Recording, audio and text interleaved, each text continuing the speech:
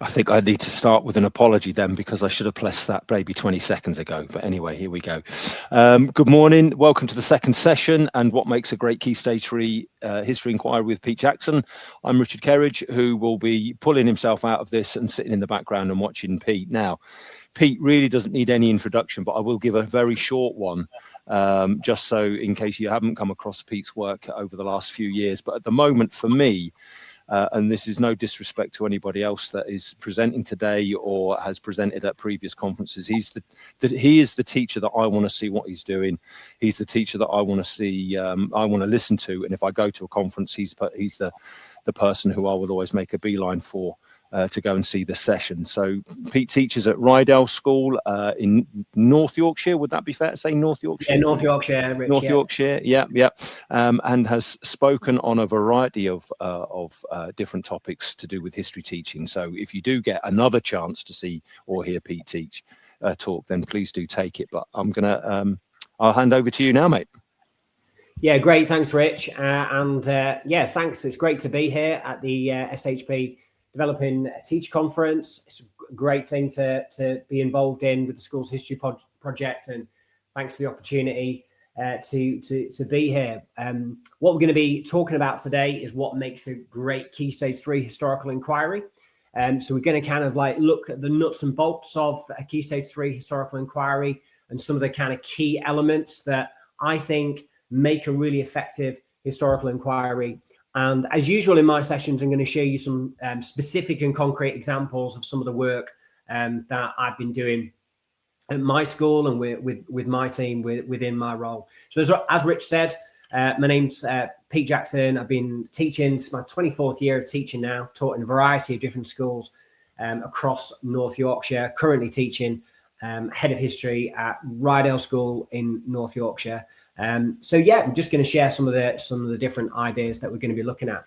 So what we're going to cover in this session, when we're thinking about what makes a great Key Stage 3 historical inquiry, we're going to think first of all about core curriculum principles, because I think that's really, really crucial to think about what do you actually want from a Key Stage 3 curriculum. We have an enormous amount of freedom within a Key Stage 3 curriculum. So we need to think about how an inquiry fits in with that overall curriculum.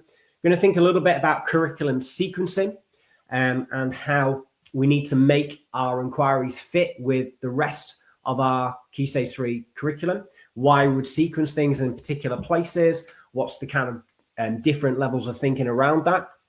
I'm going to talk about how we come up with a great historical inquiry question and maybe what some of the pitfalls are and what some of the things that don't make a great historical inquiry might be. We're going to talk about substantive and disciplinary knowledge, keeping the disciplinary live within an inquiry. We're going to talk about the idea of takeaways and connections. And we're also going to talk about assessment at the end as well, because I think that's always something that I think people find quite tricky when they're thinking about a historical inquiry, is how do we actually assess it as well, and what makes good assessment at Key Stage 3. There's been a lot written about that, and sometimes a lot written about what we shouldn't be doing at Key Stage 3, but not always it's not always very clear what perhaps we should be doing. So that's what we're going to cover in this. Now, I'm not really sure actually how many people are watching live, but if you are watching live, if you want to sort of like say hello in the chat and tell me who you are, I don't know, that hopefully will pop up. And I'm hoping then that will give me a sense of whether we're going to have some questions at the end, or we're just going to kind of run it through. So let's get on with what we're going to look at. So I'm just going to start off by showing you this slide, which shows the current Key Stage 3 curriculum at my school, Rydell School, which has been developed by myself and in collaboration with the rest of my history team. And yeah, essentially, we've obviously got a three-year Key Stage 3 curriculum, and broadly chronological. So it kind of like makes sense. And I think for me that makes sense to make it broadly chronological. And what we kind of do is it kind of works out that we have one inquiry per half term. We have 3 lessons a fortnight. So an inquiry might take around about 6 lessons, something like that, give or take. Sometimes they're a little bit less, sometimes a little bit more, especially if there's a detailed assessment in there. And at the end of each assessment, we always have some kind of written piece of work. So the FW in blue there stands for free writing. So we want to make sure that our students have the opportunity to do a piece of writing at the end of each inquiry, and that's really, really important. Not really here to talk about historical writing, although it is something I've done some work on the SHP before and have written a blog on that on my Substack, if you're interested in finding out a little bit more about that. And then OSA, we call it orange sticker assessment at our school, which is just basically their key assessment. They have 3 key assessments a year. It's called an orange sticker assessment because, I mean, we stick an orange sticker in the exercise book so we can find it again, right? That's the only reason. So we've got lots of different inquiries there. Some of them you'll recognize. It's all pretty standard stuff, but it connects together quite well. We have did the Normans bring a truckload of trouble? We have a lovely inquiry about the story of Eleanor of Aquitaine and what that reveals about the medieval world. We have an inquiry about the story of Marley in there. We do the Black Death and Walsham, like lots of people do. So there's lots of different things that we do, but broadly in year 7, following the kind of, the Connected Worlds books, Changing History series, which is fantastic. We make our year 7 curriculum around the idea of a connected worlds.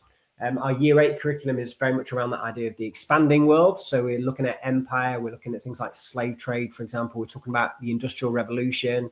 We're talking about revolution. So we're looking at things like the English Civil War. We're looking at things like the French Revolution, which is a new inquiry for us this year, which I'm looking forward to teaching. And then in year 9, we're looking at fragile worlds. So we're looking at things like the impact of the First World War, the Second World War, all of those different things that happened in the 20th century. So that's broadly, I think that's like important to kind of show us that kind of overview. And one of the things we're going to look a little bit at that year 7 inquiry in a little bit more depth later on in the session. Did the Normans bring a truckload of trouble? So you can kind of get a bit of a sense for that. So one of my guiding principles, we're on an SHP Develop and Teach conference, core guiding principles. I think the core guiding principles of the School History Project are just fantastic. And I think it's important to kind of like explore those and important to think about what they mean. So for us, we think school history should be relevant and meaningful to our young people. So one of the guiding principles around our curriculum, and you'll see that within our inquiries, is that they learn about their local communities and their local areas. And I think that's really, really important because when students can learn about their local areas and their local communities, that kind of really kind of inspires them, but it also makes them realize that they are all part of the history that they're learning about as well. And having that connection to history, I think, is really important, so it resonates to them. School history should involve inquiry, and we're going to be talking about that as a key theme in this session today. We think that school history should build knowledge. We're pro, a knowledge-rich curriculum. We use a lot of historical stories within our work. We think school history should be broad. We need to have a diverse curriculum. That's really important, especially in the area that I teach in. It's really important to have diversity. It's really important that the children learn about different places and different cultures and different ideas. So, we learn about things like, for example, migration as a key theme through time. We do a really great inquiry on Mali, so they can understand as well, especially what West Africa was like before the transatlantic slave trade. So it's really, really important that they have a diverse history. We've deliberately studied Eleanor of Aquitaine because that's a really, really important example of a powerful woman in medieval times. And it's also, she just has the most fantastically interesting story that we believe is really important for our children to know about. So as we said, history around us is really important. And obviously we do the OCRB for GCSE, and history around us is a kind of key pillar of that, which we absolutely love. We do ours on Helmsley Castle, so the students get a really good depth knowledge of that. And we think that history should be accessible and life enhancing. So, students should take away some lessons from the past, that it should also be accessible, that all children should be able to study history and access it. And therefore, we want to make sure that our curriculum is accessible for all. So there's some of our core guiding principles. Some of the things that we share as well with our children in some of the first few lessons is some of the sort of like key ideas around this, that what our kind of principles are. And, we share with the students our thinking behind our curriculum as well. Now, in terms of what makes a great curriculum, I always think it's really, really valuable to have a look at this that Tom Sherrington put together, thinking about the different types of curriculum that we have. So we have that intended curriculum that we kind of put together. We create a lovely scheme of learning, but then we have the enacted curriculum that actually gets filtered by teachers. So, different teachers are going to teach a curriculum in a different way. And I think that's really important to be aware of. And I actually think that's okay as well. I think that's just realistic. I think if we want 100% consistency across all of our teachers and our departments, you're going to have to almost like turn them into robots. And, we don't want robots teaching students, right? We want, teachers to have personality and develop their own interests. So yes, we want them to kind of like stick to the kind of core questions and the core knowledge, but also we recognize that the enacted curriculum will be filtered in a different way. It's almost like thinking about having the same picture, but with a different lens, right? And that's fine. That's great. Then there's the assessed curriculum. So it's really important when you're putting together an inquiry that you think about what's the key knowledge, what's the key skills that you want the students to take away from their learning, and what kind of knowledge are you going to be assessing? And that's really, really important. And then we have what's called the learned curriculum. So you might have done an inquiry in year 7, but what can they remember about it in year 9, in year 10, for example? So it's really important to almost within your teams have that discussion about, okay, so we're going to do like the Normans, or we're going to do the English Civil War, but what do we actually really want them to remember from that? What are the key historical concepts, the key disciplinary elements to think about? So I always find that an incredibly useful slide to kind of share, and I often share that with my team to think about, what makes a great curriculum as well. There's actually really different types of curriculum, so you could create a beautiful scheme of learning and be really, really interesting and engaging. But if people don't really understand it, or they don't understand what to do with it, then it's not going to get enacted and therefore assessed and learned in the correct way. Now, one of the things we do in our very first lessons in year 7 is we share some different quotes from historians. And these are also some key principles that underpin what I want to do with inquiries and with a curriculum. So Peter Frankopan, the author of The Silk Road, absolutely brilliant book. He talks about how that history is about creating this very much the sense of a global history. So it's about looking at lots of different places, and it's quite inspiring. I think some of the different quotes that he has in there, and all the different places, and really sort of reveals to us like it's this sort of journey that's got us to where we are. And it's about learning about a much more kind of global history, a much like bigger picture of history, rather than just sort of like the same old kind of trawl through different things. He's obviously cited the example of Henry VIII and his wives, and it's okay to learn about Henry VIII and his wives, of course, but it's about making sure that they are learning about lots of other elements and lots of different things within their history as well. And we actually do that quite a lot through Meanwhile Elsewhere. So in each inquiry, we will give students one homework where they go and watch a video on something that's happening somewhere else, but at the same time. It's really good for developing chronology, this as well, like a parallel timeline. And then they produce a piece of homework on that. So for example, when they're learning about the Black Death, for example, we focus on Black Death in Walsham. They might do a Meanwhile Elsewhere, learning about the Silk Roads, right? So they're just gaining that sort of wider sense of history. I think that's really important. History is also just really exciting and engaging. I really love this quote from Miranda Kaufman, who talks about, I love finding out new things and telling people about them. It makes it sound like gossiping, which is in a way, but about dead people and with hindsight. So can I say that history chose me? I think that's a really, really great kind of quote to think about as well. And then we also think about David Olusoga, and all, like lots of the students recognize David Olusoga now because he was in Celebrity Traitors as well as that. And what was actually wonderful is that when he was in Celebrity Traitors, loads of my students were kind of coming up to me and saying, "Oh, have you seen that David Olusoga is in Celebrity Traitors?" Because they know about David Olusoga and they know what an important historian he is, and we use him quite a lot in our Key Stage 3 as well.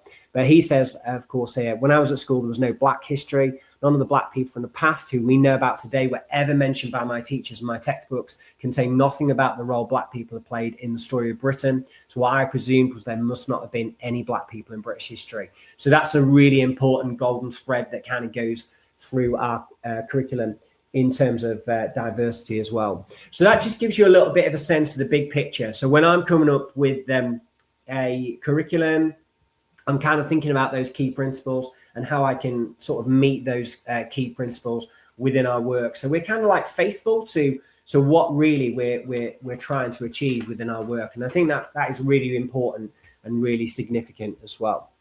So I'm just going to talk now a little bit more about other kind of things, like more practically, that I'm thinking about in terms of the Key Stage 3 curriculum.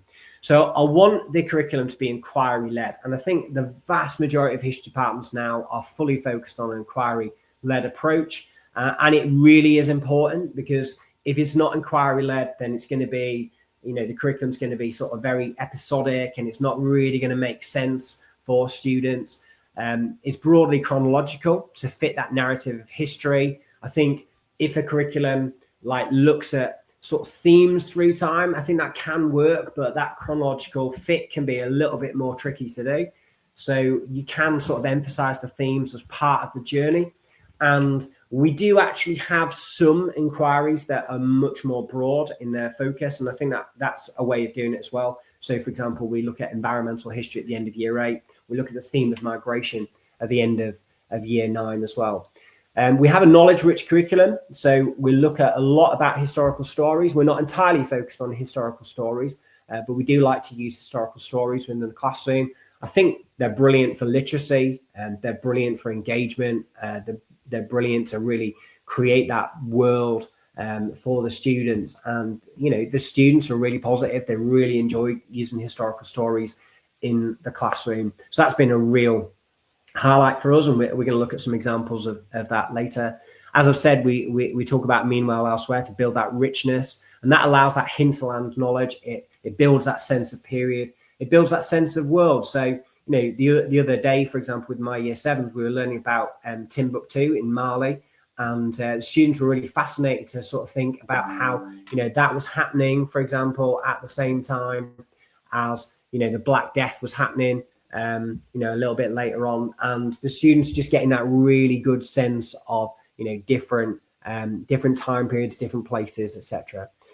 We have assessment that allows adaptive teaching, and we regularly recall key concepts as well. So that's some of our thinking really around a Key Stage 3 curriculum. And what we're trying to basically do within our curriculum is to really make sure that everything kind of works together and everything is kind of focused. So that's some of the key things that we're going to be thinking about. I'm just going to talk a little bit about sequencing an inquiry within a curriculum as well. So some guiding principles to think about when you're thinking about a curriculum design is that students may learn some historical concepts almost like incidentally, and we need to really identify those explicitly within our curriculum design. So it might be historical substantive concepts like church, monarchy, government, conflict. Might be things like migration, for example, environment, the story of Britain, things like local history as a concept, things like protest, for example. And this is actually something that we map out through our curriculum, so that we're thinking about, okay, when they're learning about development of democracy, protest, when they're learning about the church, what kind of knowledge have they already got? So this almost enables them to get a really strong thread and sense of a story, which I think is really, really important. And I think the curriculum plan should really identify what students need to know in a topic, and what knowledge to really emphasize. I'm a great believer on the prioritization of knowledge within a curriculum. So it's really important to think, okay, like it's all right if they don't do this stuff, but actually this stuff is the most important. So that's really, really crucial as well. And then you are then going to test that knowledge, right? So you're going to assess that knowledge, and that kind of gives that knowledge a little bit more gravitas. But in order to understand complex disciplinary concepts over time, understand that substantive knowledge, they've got to have, and this comes from a brilliant sort of webinar I watched that Tim Jenner, the Ofsted history lead, did a few years ago now, where he talks about the idea of meaningful encounters and repeated examples. So I can't take credit for these two different phrases, but I do think it's really, really important. And what we're trying to do within this is, and within a really good historical inquiry, is build a curriculum that is not episodic. So what I mean by episodic is that when they go from like one topic to another and there's no connections between them, that just creates like They just have like pockets of knowledge, but none of it makes sense. And I really love this diagram from First on curriculum design. There's a hyperlink to it there as well. And he talks about how, knowledge needs to fit in with other bits of knowledge. And if it is episodic, then it just kind of all falls down. And what we're really trying to do is build what we call a schemata in the minds of the students. So they've got a really good sense of a particular historical concept. We're just going to look at how that might play out now with a specific example. So one thing to think about is that one of the concepts that you might learn about within history is about the concept of a church. And that's quite an interesting kind of concept to think about. So if you said to students in a classroom, tell me what you know about the church, they'll probably say, it's a big building with a tall spire and, stained glass windows and, stuff like that. It's quite old, and that's not really what we mean by the concept of a church. So if we're giving students, say, a question like, why did Henry VIII make the break with the Catholic Church, with the church in the 1530s? They need to have like a kind of like a rich sense and a rich kind of knowledge already about what a historical concept like that might actually look like. And that's something for us to be aware of. So I think these are the sorts of questions we need to think about in our planning for inquiries is, okay, if you're going to do an inquiry about why did Henry VIII make the break with the Catholic Church in the 1530s, you need to make sure that the students actually have already within their curriculum beforehand got a sense of what we mean by the church. Because to be honest with you, looking back at that sort of 500 years ago, from the point of view of 2026, this is like 500 years ago. Some might say, like, why is that even important? Like, why were people even bothered? Because now we live in a time, of like religious toleration where, we're fully aware there's different types of Christianity and different religions and etc. So, and that sense of the monarch making a break with the Catholic Church, it might not resonate as much with students. And therefore, what we have to do is in our previous inquiries is build that sense of why the church as an institution is so important and so crucial to that world. And these are some of the things that we need to think about. So they need to move past about thinking about the church as just a building, but they need to understand the church as an institution. A church with, no capital C is a building where Christians come to worship, right? But the church with a capital C is an institution. It's complex, it's important, it's powerful, it shapes people's beliefs. People use it to understand the world. They see the world through the lens of the church. So therefore, it can't just be taught for a simple definition. It's not a case of the church is this. What they need is meaningful examples and repeated encounters of the church. So if I think about how we might develop that sense of the church as a concept before we even, tackle an inquiry on why Henry VIII broke with the Catholic Church, we need to build that sense of the church. It doesn't mean that we need an inquiry before that really focuses on the church, but what it means is that perhaps we need to talk about how in the Norman conquest, for example, when William won the Battle of Hastings, he had with him a papal banner from the Pope, from Pope Alexander. Why was that so important? I was joking about in my lessons, well, you got your papal banner, have you, William, and stuff like that. But, actually would have been really important because medieval people believed that basically when you went into battle, you were kind of like, you were fighting, but actually it was God that decided who won the battle. And you were like putting your faith in God to decide the outcome of the battle. So if you ride into battle with a banner from the Pope, almost like verifying you as like a faithful Christian, then that's going to really improve morale of your soldiers. And, that sense of importance of the church is really important. You then go into medieval times and you look at, a story like Thomas Becket, for example. It talks about that tension between the church and the government. It builds that understanding and that kind of idea in people's mind that the church is really important. You get to a stage like the Black Death, for example, and you think, okay, the Black Death strikes, and however you teach it, we teach it by, doing John Hatch's iconic book, The Black Death in Walsham, looking at some stories from that. But, ultimately, how do people respond to the Black Well, what do? Well, they go to church, they pray, they light candles. The price of candle wax goes through the roof because people are going out and buying, candles because it's the response.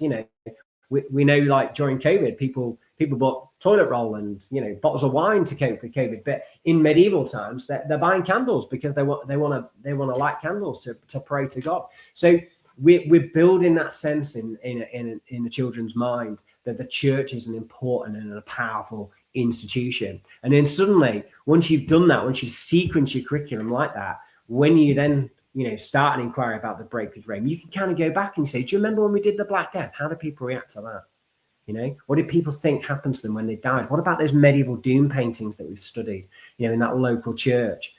Right, yeah, what does that tell us? Okay, right, so if a monarch is going to break with the Catholic Church, that's going to be really important and influential to people's lives. So that's the absolute integral bit of really thinking about how students' prior knowledge about how different historical concepts can fit with each other. Now, Tim Jenner uses the phrase meaningful examples and repeated encounters. And this is a really important thing to think about, those sort of key historical concepts. So if we look at other examples, we might think about empire, for example. So we teach the British Empire in year 8, and our question is, how do different people experience the British Empire? And we look at a case study of Australia, we look at a case study of India, and they do a bit of work on the scramble for Africa as a meanwhile elsewhere. And then we make comparisons. What was the experience like in Australia? What was it like in India? How is it different? Why is it different? What's the overall impact? That's the sort of questions we ask, and we can have some really jolly good discussions around that. But if they've not encountered what an empire means already, then they're going to find that so much more difficult to understand. So, for example, in year 7, they encounter the Roman Empire, they encounter the Angevin Empire through Ellen of Aquitaine, they encounter things like the Mongol Empire with the Black Death, they encounter Mughal India when we talk about some of the Elizabethan exploration. We look at Tudor and Stuart explorers in year 7 as well. We talk about Jamestown when we do the 17th century. We've already learned about things like the Mali Empire, for example. So when they're learning about empire, they already understand a little bit about what empire is. And of course, why do I choose Australia? Why do I choose the story of Australia? Because when they come to study America in year 10 GCSE for the making of America, they've got that kind of sense. Oh, do you remember what happened to Australia when that got colonized? Okay, so, what happened to the indigenous peoples in Australia? Okay, what's happening to the indigenous peoples in America, for example? So they're making those connections. And then obviously later on, it's going to help them to understand empires they might learn about in year 9 and learning about the independence movement and, the superpowers and, the Soviet Union as an empire as well, concept of satellite states. So they're having meaningful encounters, meaningful examples and repeated encounters. And I think that's a really, really important thing to think about when you're thinking about what makes a great Key Stage 3 inquiry question. So how does it link to what you've already done before? So I was going to sort of have a discussion. So if anyone is out there watching live, then feel free to put some things in the chat box. But equally, if people are getting it on the on the kind of like download or watching it later, then I guess you're going to have to discuss with yourself. But if think about how do you currently use inquiry questions? What do you think, for example, might make a great inquiry question, and why is an inquiry-based approach important to good curriculum design? So they're the key things. And I think these are important things just to reflect on. So, if you are sort of sat watching this, like not live, maybe have a think to yourself about some of those different questions. So what we're going to do in the second half of the session is we're going to look a little bit more. Okay, so we looked at some of the background about what makes how we're going to create, if you like, the structure to enable an inquiry question to be successful. But let's have a look at what makes a great inquiry question. Now, these are all inquiry questions that I have at some point in my career, very long career so far, very enjoyable career that I've seen. So, and we'll think about, okay, like which ones are good questions and which ones are maybe not so good questions. So was the Treaty of Versailles fair? Why did some people think the Treaty of Versailles Was not fair. Was King John a good or a bad king? Divorced, beheaded, and died. Why was so much at stake in Tudor England? How could the Holocaust have happened? Was it fun to live in the Middle Ages? One bullet, 20 million deaths. Did a sandwich cause the First World War? Were the appeasers the guilty men that caused the Second World War? Was the early modern period really so different to the Middle Ages? What caused the Second World War? Were the Americans justified in dropping the atomic bomb on Japan? What was life like in the Second World War? How far did the Normans bring a truckload of trouble? What can the story of Riva Abbey reveal about the Middle Ages in Yorkshire? What can the archaeological remains at Pompeii reveal about life in Roman times? In what ways was the world turned upside down in the mid-17th century? What counts as useful evidence when teaching the Blitz? Was the British Empire a force for good? What can the story of Eleanor of Aquitaine reveal about medieval power? What does the life of Mansa Musa reveal about medieval Mali? Now, here is my kind of thoughts on these questions. So the ones in red, I don't think they're great questions, and I'll kind of like tell you why I don't think they are. So was the Treaty of Versailles fair? It's kind of like fair for who? And almost like you want to avoid inquiry questions that are sort of making moral judgments about the past, because obviously the Treaty of Versailles was an incredibly complex event with lots of different factors at play, and you kind of like have got no real sense for whether it was fair or not. But you could ask the question, why do some people think the Treaty of Versailles was not fair? So you're not like making a judgment yourself, but you're appreciating, why did it cause tension and anger in Germany? You know, why did it cause frustration in countries like France? Why did Woodrow Wilson not get everything that he wanted from it? And then obviously the Americans became isolated. So that's not a great question. Again, was King John a good or a bad king? I don't think that's a brilliant question, because it's like, are we looking at it from today? So if we're looking at it from today, that's not really that useful, because let's be honest with you, King John was not trying to be a good king so that students in 2026 could say, hey, King John was a great king. Now, obviously, that shapes how we perceive things, but I think we can probably think of sort of more interesting and better questions than that one. Why was so much at stake in Tudor England? It's a funny little pun, but you know, it doesn't really, like, it's a bit confusing. It's not really a great question. Was it fun to live in the Middle Ages? I mean, like, who's deciding that? You know, is that like from our context? Like, would I want to live in the Middle Ages? Probably not. You know, best if I was going to time travel back there, you know, I'd probably miss quite a few things about like 21st century society. So it's also like, who is it fun for? Like, are you talking about being a king? Are you talking about being a peasant? You know, it's not a great question. And again, did a sandwich cause the First World War? It's sort of a nice hook and a nice kind of story, but it's not an inquiry question, because ultimately a sandwich didn't cause the First World War.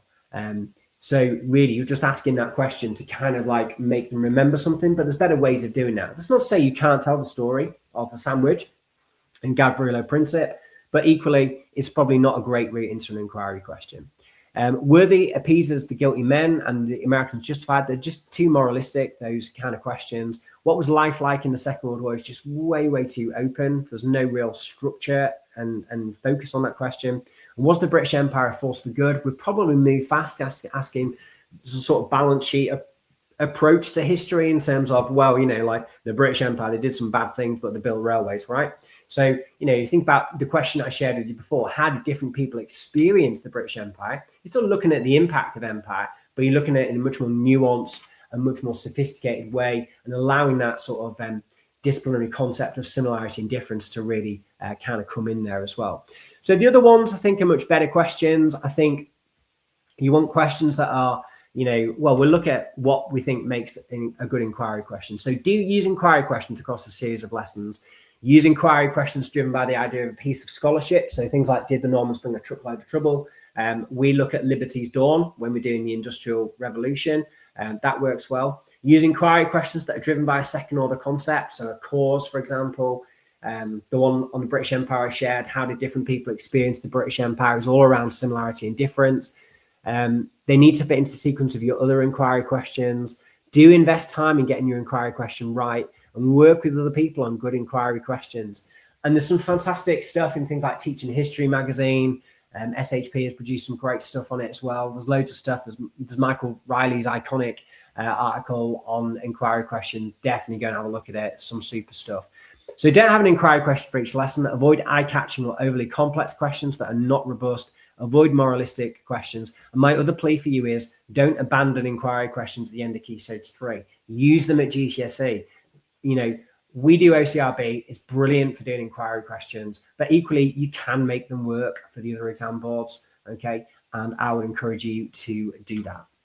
So inquiry questions are really important because they create kind of like a sense of students thinking and engaging in the process of history. I think that's really, really important for you to kind of do with the students. They help students to link knowledge together and create a schema, should say, not a scheme, in students' minds to answer a question. And it really helps provide students a way of recalling good historical information.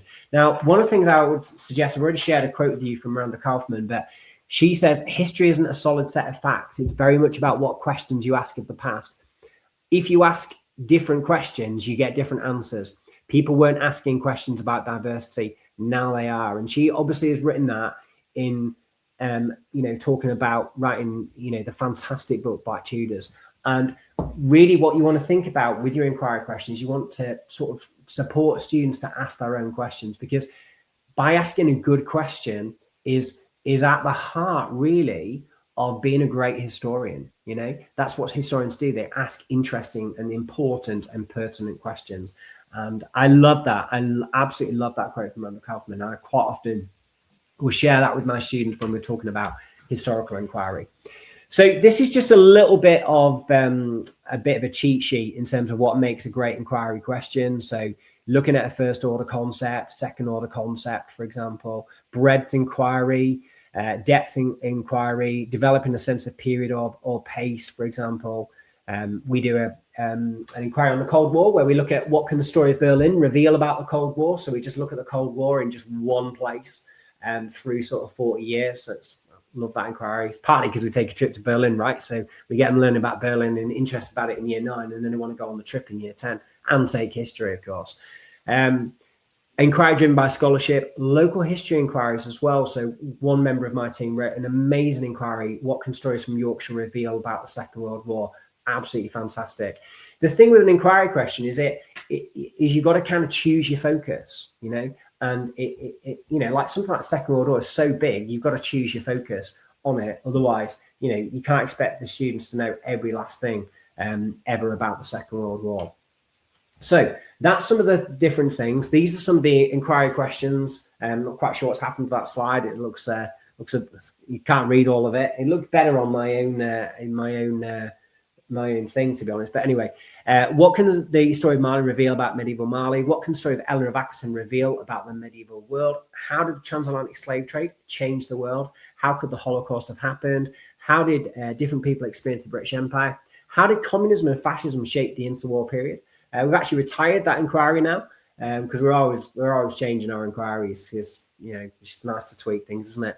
In what ways did the world turn upside down in the mid-17th century, and did the Normans bring a truckload of trouble? That's what all of those different inquiries were. So what I'm going to do now is I'm going to delve into a little bit more about some of the looking to go deep really into a specific inquiry, just to show you how we would put an inquiry together.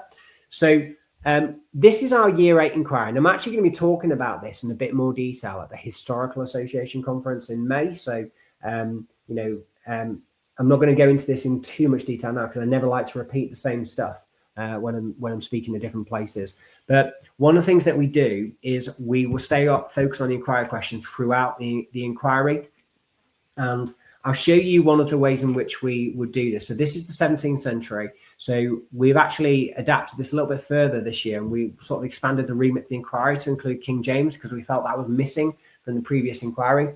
So the first lesson is, why was the world of King James the first changing? We then look at how and why the Civil War began.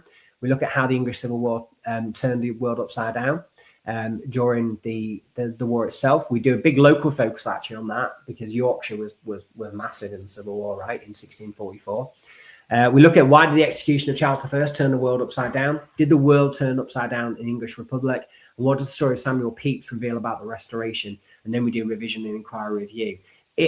Love this inquiry, absolutely great. And honestly, it took us probably about 4 years to get an inquiry we're happy with on the 17th century. I pretty much changed it every year for about 4 years until we got something that we're happy with. And that shows you actually, there's a little bit of a lesson there on inquiry design, that sometimes you don't get it right the first time and you have to keep kind of tweaking stuff. And it's almost like you're kind of like sculpting the inquiry and perfecting it. And I think that's, that's just realistic. That's just life, right? So anyway, I am going to be talking more about that. So the one I've chosen to really kind of give you a case study on is the Year 7 one. Oh, the other thing I'll just share with you as well. So what we do when we start off an inquiry, we give them this thing called an inquiry page, and you can see a copy of it there. Now, if anyone wants a copy of any of these, then feel free to get in touch. My email's at the end, so you can use it as a pro forma if you think it's useful. And what we do is we share this with the students. The students get a copy of this, and they're so used to this, and we do it at GCSE as well, and the kids love it, right? And the sheet gives them the links to their previous learning. So you know what I was saying before about building on the idea of the church, for example, and things like that. So that's how we sort of really explain that. We make it really clear where they're going. So what we learn about in this inquiry, we talk about why are we asking this question? Why is that an important question to ask? It's almost like our motivation in, like, why are we teaching this to you? How will we think about this inquiry? So we went to we went to the sort of webinar that Hugh Richards and Rich Kennett did last year, an HA webinar where they were talking about making discipline a little bit more live and focusing in people's work. So that kind of influenced that, right? And so, within this inquiry, we're talking about very much the nature of change, the world turned upside down, the nature of change. And we obviously use that super source to drive it. We also have a bit of chronology on there as well. So we have a timeline so the students can sort of see when they are, because I think that's important. And then what they do on the right-hand side is at the end of each lesson, or maybe at the start of the next lesson, they are writing down what have they learned so far to answer the inquiry question.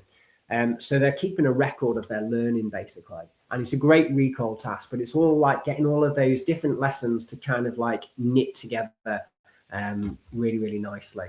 So I'm just going to give you a bit of a case study in the last sort of 17, 18 minutes of the session about our inquiry, did the Normans bring a truckload of trouble? Now, this is not original to us. It was originally, I think, appeared as one of those sort of model kind of HA inquiries, but we, like as usual, we've adapted it for ourselves. And we've tried to use local stories. And it's the first fully assessed piece of writing that students do as part of their orange sticker assessment. And it's an inquiry question driven by historical scholarship. So Simon Sharma, for example. So let's take a look at it. So the first thing is that a scheme of learning is really important. Now, you can't really see this, but if anyone wants to see some examples of our schemes of learning, again, just email me, get in touch. Happy to help, happy to share. Always, happy to, shine a light on some of the stuff that we're doing. So we create our schemes of learning, and in our schemes of learning, we have this sort of orange section, I call it, where, we introduce it, we think about why we're teaching it, what are our key historical takeaways, what's the disciplinary knowledge we want to focus on, what's the values, what's the curriculum sequencing.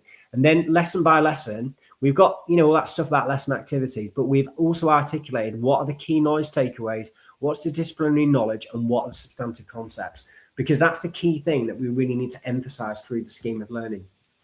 And one of the things that I'll often say to people, they'll want to hear it, or maybe if they don't, is that a PowerPoint's not scheme of learning, right? So a PowerPoint is a vehicle. It's something you can use, but I don't want people in my team just to go into lessons and just plug the PowerPoint in and go slide 1, 2, 3, 4, 5, 6, 7, 8, 9, 10. The PowerPoint is there as a resource. You can use it dynamically. You don't have to go through all of the slides. It's just there as a tool to use. But the scheme of learning is the document that actually articulates why are we doing this, and what's the kind of core knowledge, and how does it link with all those disciplinary skills. That's the crucial bit. That's the scheme of learning.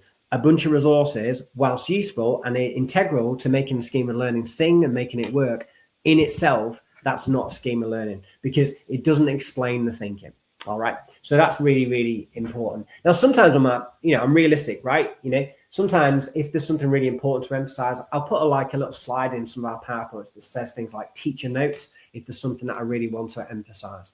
So same idea as the Civil War inquiry. They get an inquiry sheet, they glue it in on the left-hand side of their exercise book, double page. We have A4 plus size exercise books, by the way. Absolutely brilliant. Okay. Don't know how anyone copes without an A4 plus size book, because I ain't spending my time chopping sheets down for sure. And then we have the norm, they are basically then, as they go through an inquiry, they're looking for evidence to agree, evidence to disagree. And they would make that table themselves. We wouldn't give them a sheet with that on it, save the photocopying, etc.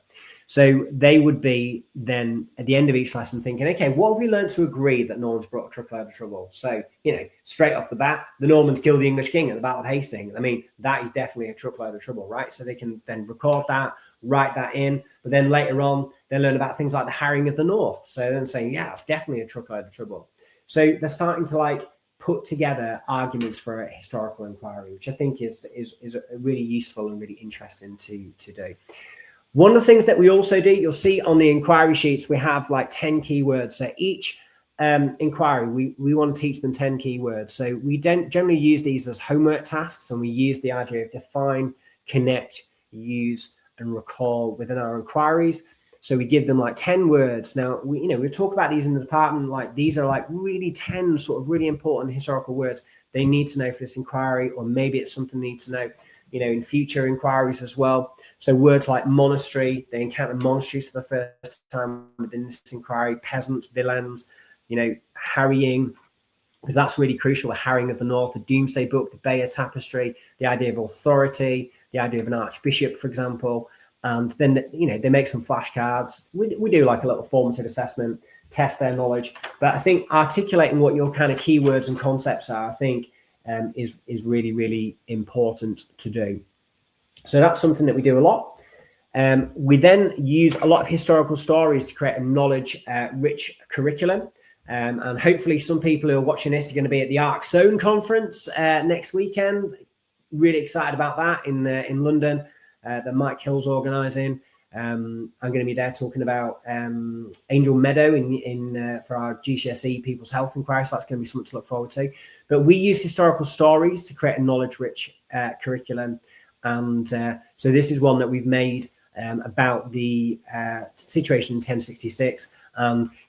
The thing with historical stories, they build excitement. So if we just read the first little bit, it just builds that sense of interest. It piques that interest. We have line numbers down the side, and that's brilliant. So we can say, right, we're on line 4, we're on line 6, so the student never get lost. We have words in bold that we perhaps as a reminder to us that we need to explain this as key concepts. But actually, some people are a bit reluctant to use stories because they think, well, there's a lot of information there. But the children actually love hearing stories, but actually reading to the students is really, really good. And actually, one of the things I've started doing a lot with historical stories is getting the children to read, and particularly in year 7, but even some of my year 10s as well. They actually love to read it, okay? And also it gives you that privilege to hear them read as well. Now, I would never pick on a child and never say to a child, you're going to read this bit, because, they might struggle. But if they feel confident and they feel happy to do that, we'll let the students read bits of the story as well. So we'll start off line 1. The king is dead. The year is 1066, and a harsh January chill hangs in the air. A council of important men called the Witan meet quickly to decide the next king. It's a simple and obvious decision. King Edward the Confessor has no children. His nephew Edgar the Atheling is a mere boy of 14. So the Witan choose Harold Godwinson to be king. He is the Earl of Wessex and one of the richest men in England. Harold has been waiting for this moment for years. However, 2 others also want the throne of England. They are Harold Hardrada, the Viking king, and William, Duke of Normandy. And then, that just sets the scene, doesn't it? It's a real drama. Somebody's become king, but 2 others want a challenge. And then we go to line 8. Whispers and threats of war are heard. In April, a comet is seen above the skies of England, a sign, an omen of dark days ahead. People are nervous, and they are right to be.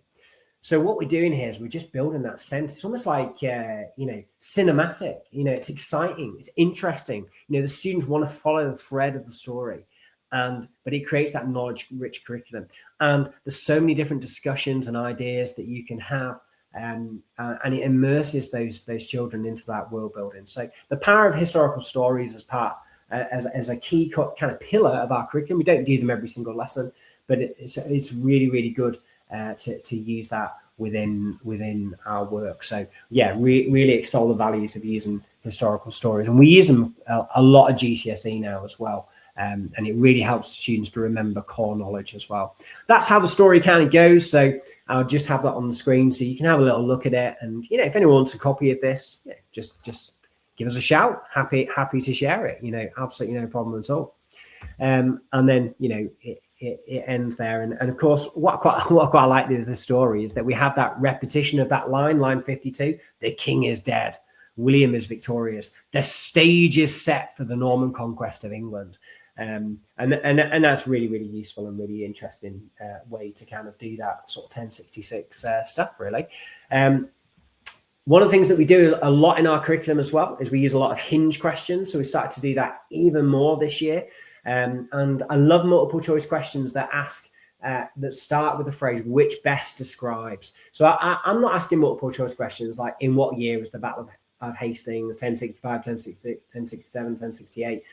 I'm not really that interested in that. I mean, as long as they broadly know when it is, that's fine. But this is a really interesting question. They were in complete control. They had some control, but need to get control of London. They still had no control in England at all. The Normans were defeated and returned to France. And of course, the key thing for that one is obviously is answer 2. They had some control, but need to get control of London. So that shows like a good recognition of how much power the Normans had. But it's really important that students recognize that the Norman conquest is only really beginning by winning the Battle of Hastings. We use a lot of those hinge questions. And the great thing with these hinge questions is that students can write their answers on a mini whiteboard, or they can literally just, show me on their hands, which answer they agree with. So you just hold up 1, 2, 3, 4 fingers just to show it. And my students are already used to that now. And it's a great way just to get that whole class feedback from 30 students at one time. And I can see straight away where the misconceptions are. So other stuff that we do in this inquiry, we use local stories where possible. So when we do castles, for example, we do local castles. Why wouldn't we do local castles? So they can get a sense for things like Richmond Castle, Pickering Castle, York Castle, Durham Castle. So they do a little bit of work on that. It's a lovely map here of all the different castles and the places and locations within Norman England. So that works tremendously well. We also do a lot of work on things like claims and evidence. So I think this is really, really useful. So we'll do this a lot, particularly in assessments as well. So we'll say, okay, right, we've learned about the Normans bringing a truckload of trouble. And they look at lots of different things within this inquiry. They look at things like rebellions and resistance. They look at castles. They look at the sort of feudal system, the Doomsday Book, things like that, all the standard stuff, right? But then we get them to say, okay, right, if you were a historian, you said that medieval kings had a lot of power. What's the evidence to support that? And there's loads of evidence, loads of knowledge they can draw upon. I really like the fact that you ask these lovely open questions where they can draw on different parts of knowledge. So you can say, well, he won the Battle of Hastings. He controlled all the land. He was able to build castles. He crushed rebellions, for example. Okay, he had the Doomsday Book. All of these things show that William, as a medieval king, had a lot of power. How do we know medieval people were religious? Papal banner, for example. The Normans built churches. The Normans promoted monasteries, for example. Okay. William was crowned on Christmas Day in Westminster Abbey. The Normans were brutal. How do we know that? Well, we know that because of the harrying of the North, right? So we're thinking about how we can use evidence in different ways. So that's really useful. So the last thing I want to kind of share with you before we kind of bring this session to a finish is that one of the things that we always do at the end of an inquiry, and again, I'm happy to share some of these resources. You don't really need to look at them in loads of detail, but we will give them a knowledge organizer just on one sheet of A4 paper with all the knowledge.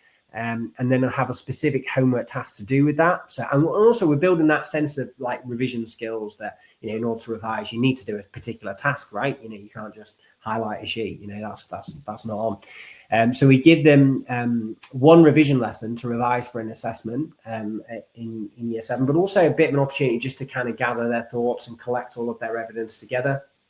And that's really, really useful. And then in terms of how we assess it, I think it's really important to think about why you are assessing something in a certain way. So I always put on the front of my assessments the instructions for staff, that's all important, but what are the pedagogical principles behind the assessment? So, we use the idea of a mixed constitution of assessment, which I think comes from Michael Forden. And we do things like we test the key takeaways and potential misconceptions using multiple choice questions. We assess chronology. We assess knowledge of key historical concepts. We make the disciplinary knowledge really clear in assessments. We use a task on claims and evidence, a little bit like the one that we've just seen. And then they do some writing. So every assessment, they do some writing, but only 10 marks out of 40 for the sort of longer writing. Now, things that I would advise, look at the things like teaching history, what's the wisdom on history assessment, Christine Council's iconic article on rescuing assessment from knowledge rich gone wrong, Michael Fordham's blog on multiple choice questions. These are all really, really good. And what our assessments look like is this. So they have the multiple choice questions. They have chronology questions where they get given 3 events and they have to circle which one came first. For the disciplinary knowledge, we're just giving them sources and interpretations and just testing whether they know what's the source and what's an interpretation, because that's something that can be a bit of misconception at the start of year 7. So we just want to make sure we nail that understanding with them and they know what a source is, what an interpretation is. We then give them a claims evidence task where we give them different claims. So, for example, B, medieval kings like William had a huge amount of power. How do you know? And we're teaching them, for example, etc. And then E and F are building the skills gently to answer the inquiry question. So for E and F, the Normans did bring a truckload of trouble to England. How do we know that? We could talk about the harrying of the North. The Normans did not bring a truckload of trouble. Okay, banned slavery, for example. And then it actually says on the final task, you're going to complete some extended writing. You can use your ideas in 5E and 5F in your extended writing.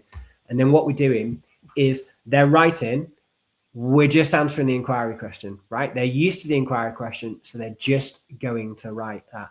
And I've actually stripped back the amount of writing frames that we do. So all we do is we say, answer the question below. Do you agree the Normans brought a truckload of trouble? 1 paragraph to agree, 1 paragraph to disagree, a final paragraph to give your overall opinion, and then we give them 1 sentence starter, and then they're off. And really, we're really struck back. And there's an example there from like a low prior retainer, okay? But you can see there that the low prior retainer's done really well actually on that writing, and he's got the structure of the 3 paragraphs, and he did tremendously well. So these assessments are really, really accessible. So thinking about one of the guiding principles of SHP, accessible and life enhancing history, these assessments are super accessible, and that's really important. I do not want any of my students to go into a history assessment and come out with like 12%. I mean, that is just demoralizing. I want them to have a good high success rate on them. So, our low ability students will probably get around about 50 finished, I think, in about the sort of right amount of time. So if anyone has got any questions they'd like to ask, then please. Oh, thank you so much, Pete. I think we've got about 2 minutes. So if anybody does want to pop a question in, they're very welcome to. But equally, they don't have to. They can reflect on another really, really good session. I mean, the bit in the middle there about what makes a meaningful inquiry question, I think, is something that all teachers wrestle with, Pete. And I think your slide there is going to be really useful for people to be able to take away and then maybe dissect a little bit in their department meetings and think about it, because I know I'm guilty of writing some rubbish inquiry questions as well as hopefully then getting better and better. It takes time, doesn't it? It takes thought. And I think absolutely, one of the points you made there was about collaborating with colleagues and stuff, and that's what's also fun about conferences as well. If you get to sit and chat with other people who might be doing similar things, you can collaborate with them, even if it's just on the title. Even absolutely. Content. Okay, well, it doesn't look like we're getting anything in there, so that's absolutely fine. You can share your reflections in the chat box, even if you're watching on record. But I think with about 30 seconds to go, mate, we might as well finish for lunch here. Yeah, great, excellent. Okay, well, good to catch up again, Rich, and enjoy the rest of your conference. Yeah, looking forward to it. Okay. Cheers. Thanks, everybody. Bye. Bye.